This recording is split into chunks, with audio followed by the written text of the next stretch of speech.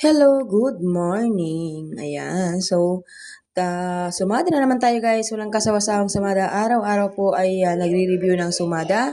Nagre-review ng bawat lugar kung anong lugar ang pwedeng magpumpyang. Okay?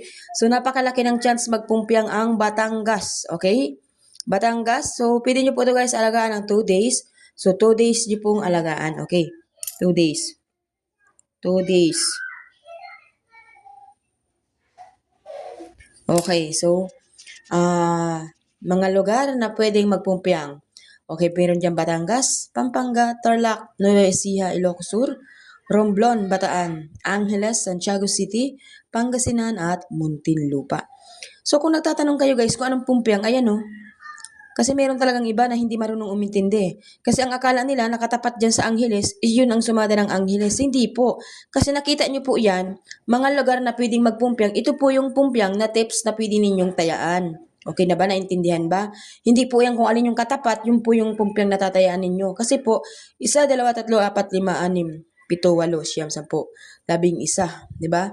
So, ang pumpyang na binigay ko ay lilima lang naman na numero. So, ibig sabihin guys, para sa lahat yan.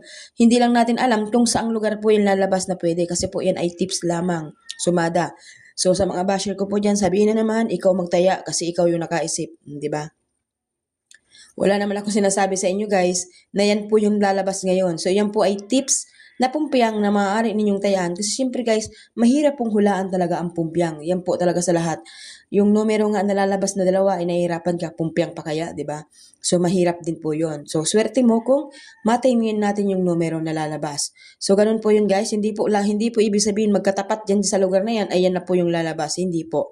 Kasi po, yung lugar na yan, ito po yung tips na pumpyang na maaaring tayaan ng bawat lugar na nandito. Okay? So, yun lamang po. Maraming salamat. God bless po sa inyo lahat.